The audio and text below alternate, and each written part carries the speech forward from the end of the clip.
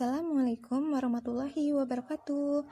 Hai, apa kabar semuanya? Perkenalkan, kami dari mahasiswa STIE Taman Siswa Banjarnegara. Dan pada kesempatan ini, kami akan membahas tentang piutang di materi akuntansi koperasi.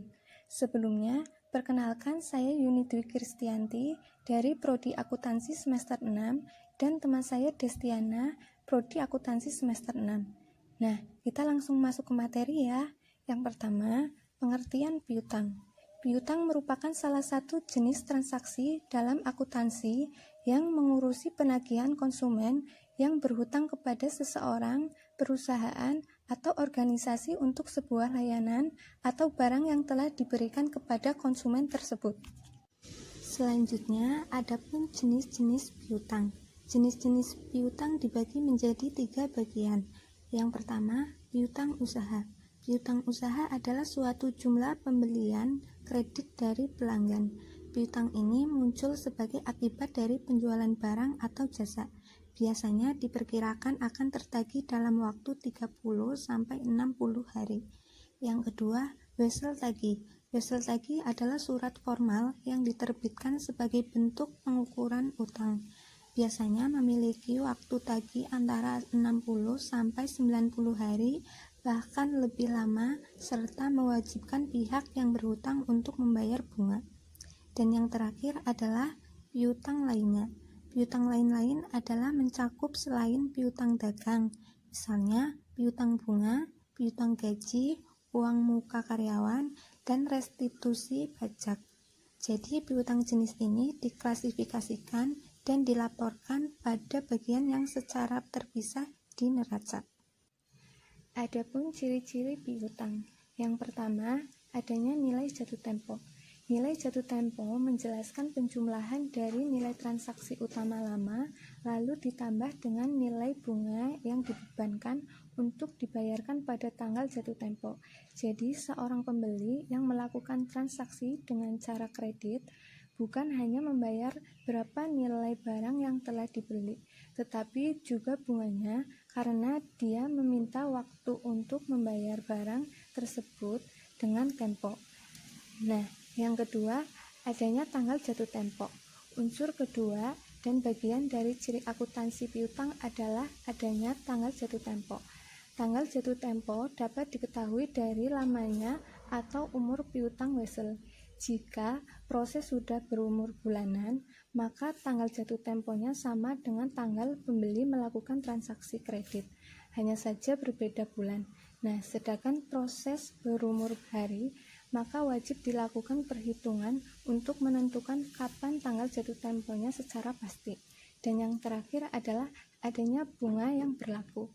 Piutang wesel terjadi dikarenakan pembeli memutuskan melakukan transaksi secara kredit dan hal ini menimbulkan bunga.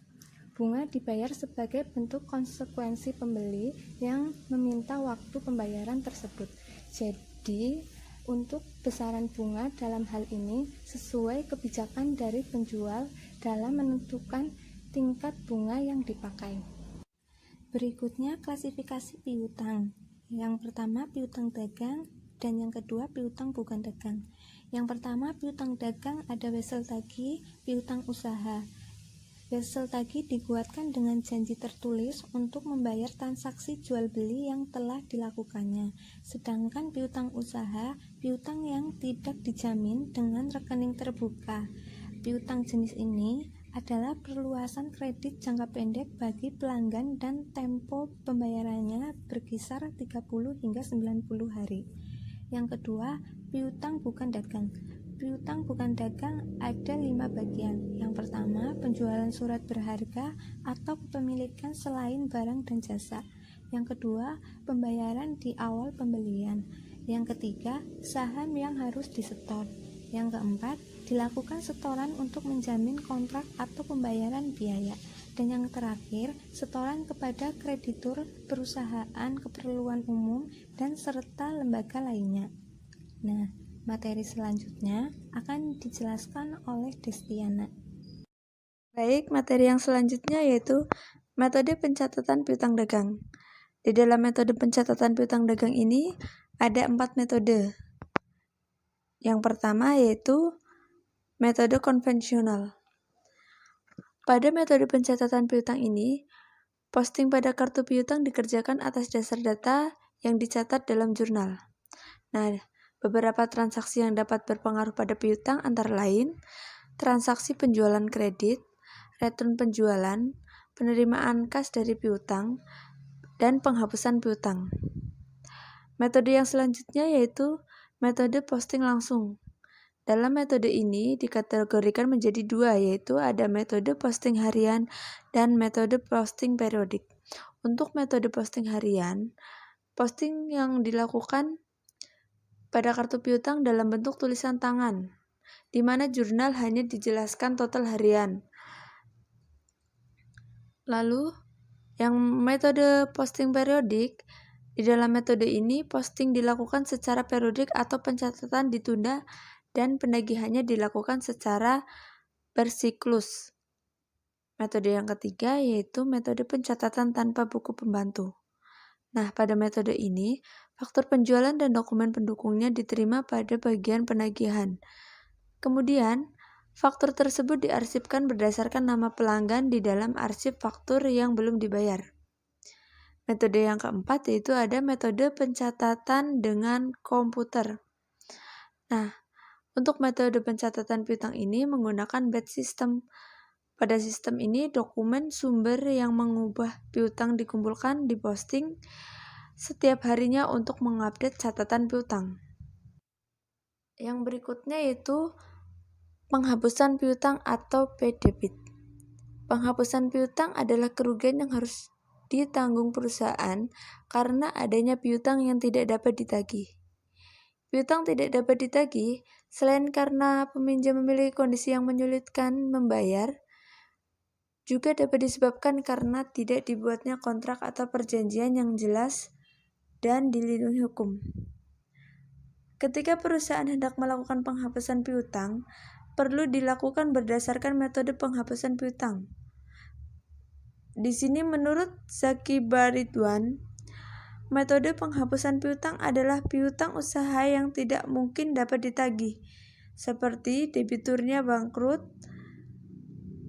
meninggal, pailit, dan lainnya. Nah, ada dua metode dalam penghapusan piutang, yaitu metode langsung dan metode cadangan. Yang pertama yaitu metode langsung. Metode penghapusan piutang langsung disebut juga direct method. Dalam metode langsung, penghapusan piutang baru akan dicatat dalam pembukuan ketika piutang sudah benar-benar dinyatakan tidak dapat ditagih kembali. Nah, untuk metode ini biasanya digunakan oleh perusahaan kecil atau perusahaan yang tidak dapat memperkirakan penghapusan piutang atau piutang tak tertagih dengan tepat. Perusahaan-perusahaan tersebut biasanya tidak melakukan perhitungan akan kerugian piutang tak tertagih pada tiap akhir periode pembukaan atau pencatatan keuangan. Namun, kerugian piutang tersebut baru dicatat ketika sudah benar-benar pasti tidak dapat tertagih kembali. Nah, kemudian piutang tersebut dihapus dan dibebankan pada perkiraan kerugian piutang. Nah, contoh pencatatannya, kerugian piutang atau beban penghapusan piutang di bagian debit dan piutang di bagian kredit. Kita masuk ke metode cadangan. Metode cadangan atau allowance method. Dalam metode cadangan, perusahaan perlu melakukan penaksiran terhadap piutang tak tertagih pada tiap akhir periode pembukuan. Metode ini biasanya digunakan oleh perusahaan yang memiliki skala besar yang terbiasa mencatat perkiraan atau estimasi piutang yang tak dapat ditagih kembali. Nah, untuk contoh pencatatannya yaitu perkiraan dicatat sebagai beban terhadap kerugian piutang tak tertagih. Namun beban tersebut tidak lantas dikeluarkan dari perkiraan piutang, hanya dianggap sebagai cadangan piutang tak tertagih. Dalam pencatatannya, beban kerugian piutang di bagian debit dan cadangan kerugian di bagian kredit. Oke, demikian sedikit materi tentang piutang yang dapat kami sampaikan. Semoga bermanfaat bagi teman-teman. Kurang lebihnya kami mohon maaf. Jangan lupa subscribe, comment, and like, and see you next materi.